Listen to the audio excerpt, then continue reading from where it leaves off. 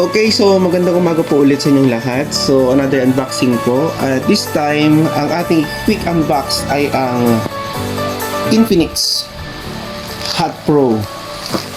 Ayan. So, ito po ay galing sa Infinix mismo. So, tingnan natin kung ano po yung laman ng box nito. Parang basa So, medyo nabasa yata. Pero okay lang, naka-ako naman siya. Naka-plastic naman. So, naka-bubble wrap naman siya ng maigi.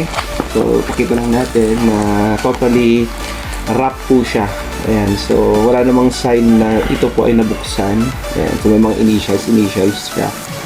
Okay, so dumako na po tayo sa pag-unbox. Okay, so hindi ko po muna i-review to ha. Unboxing lang po muna para makita natin kung tama po yung i-deliver na item mula kay Infinix. Ayan. Okay, so buksan na natin. Actually, marami akong pinagdaanan sa item na to. Ang tagal bago ma-ship. Pero tingnan natin kung sulit na yung pag-aantay natin. At meron akong nababasa ng mga reviews ng iba. Ang daw, ang pinapadala daw hindi raw Hot 40 Pro. Ang pinapadala daw nila ay Infinix Hot 40i. Loko-loko si Infinix. Pero I hope hindi naman dito. Tingnan natin. So, kitang-kita naman na on the spot yung pagbubukas natin. Kaya just in case na ibang item yung binigay, in case na Hot 40 ay yung binigay at hindi Hot 40 Pro, ibabalik po natin ito kay Infinix. At syempre kailangan niyang i-refund kung mali yung kanyang ipinadala sa atin. So, I hope hindi, para hindi naman sayang yung ating pag-aantay. So, meron siyang resibo dito. So, ang Infinix Hot Pro 16GB. So, 16GB siya kasi 8 plus 8 siya. 256GB. So, naka-Helio G99 siya. So, meron daw siyang 1 year local warranty. Okay. So, ang kanyang price guys ay 7,900. Ay, diba? Sorry. 7,099 lang. So, pasensya na po, naduling ako. 7,099. Okay. So, ang kulay po na pinili ko ay palm blue. Ayan. Okay, so tingnan na po natin kung tama yung nakalagay. So tama naman yung kanyang receipt. So I hope na tama rin yung laman. Okay, so tingnan na natin. Mukhang tama naman yung box niya. Yun, nakita ko na may Pro siya. Ayun, buti naman. Akala ko. Hindi.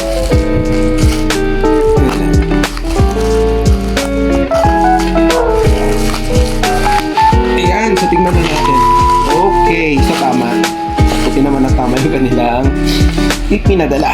Okay, so ito po yung Infinix Hot 40 Pro. Okay, so collaboration sila ni Infinix at saka ni Free Fire. Kaya kung makita nyo po yung kanyang design ay may mga characters po ng Free Fire. Okay, so again, Helio G99, yan, X-Boost gaming engine.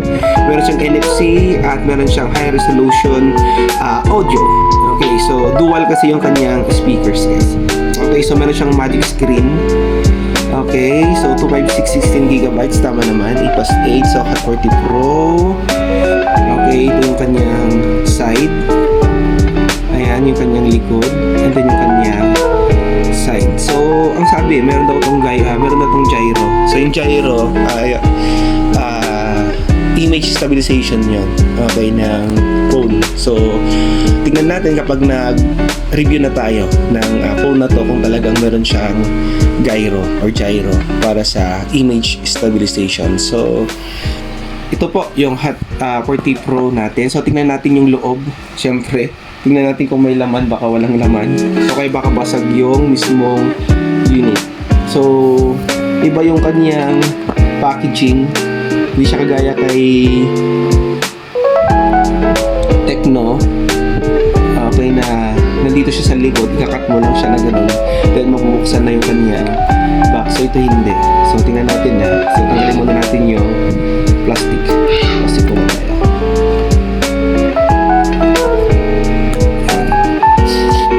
Extension na po, medyo ako'y sinisip ko. Ayan. So, tingnan natin kung tayo ba ay ma-amaze yun. Meron siyang konting din sa box. Pero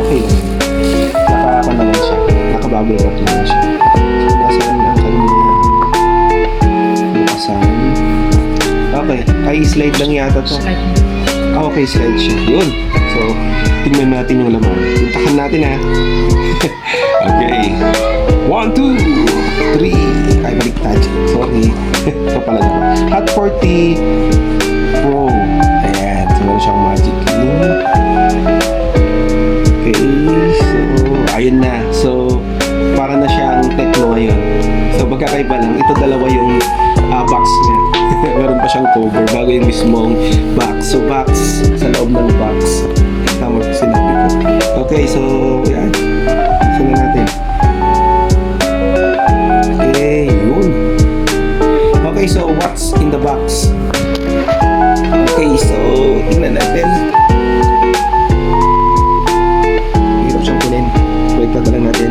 Okay, so, ang ganda ng packaging niya black. I like it.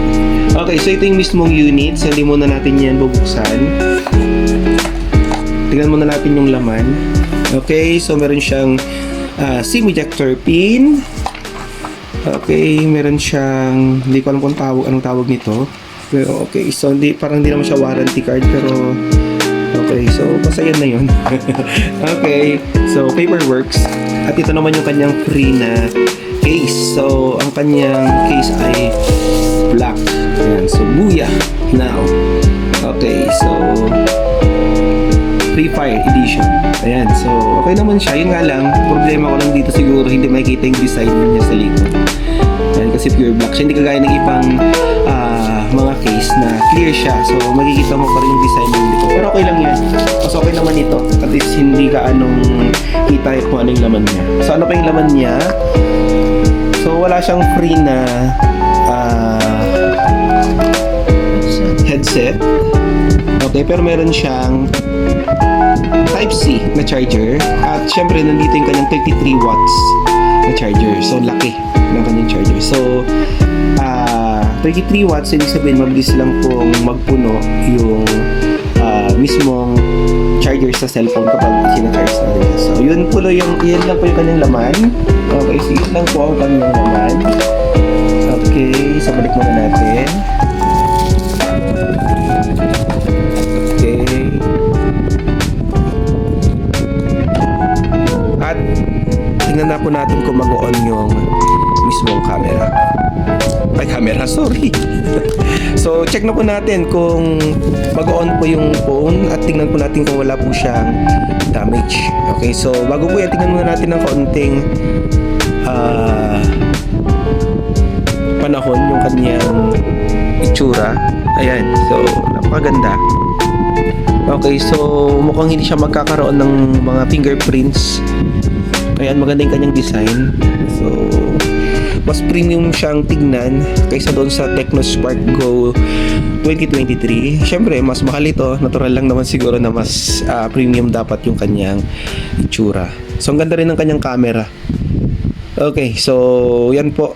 Meron siyang speaker grill sa baba. Meron din siyang speaker grill ulit sa taas kasi nga dual speaker ito. Tuned by DTS. Ayan. So sabi nila maganda raw ang tunog. So tignan natin sa ating full review. So yan po yung ating makikita. So hindi ko po muna isa-isahin na kasi unboxing lang po muna tayo. So saka na po natin discuss yung specs. So dakot po tayo sa pag-on ng unit. Okay, so on na po natin. At tignan natin kung mag-on. Ayun. So nag-on naman siya. Okay, so tingnan natin kung okay naman yung kanyang screen. Kung walang basag, malinis, etc. Hintayin natin. Ayun. Infinix.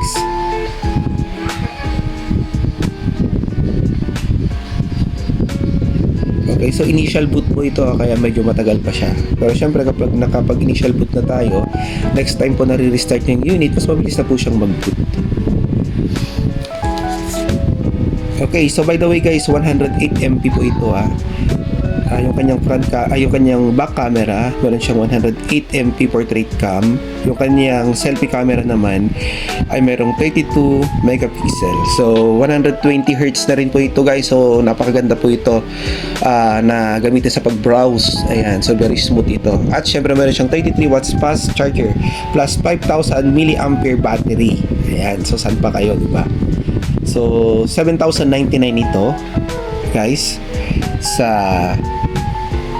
Infinix, pero gumamit pa ako ng voucher dito kaya mas mura po ang pagkakabili ko. Ayan, so nasa initial booting pa rin po siya.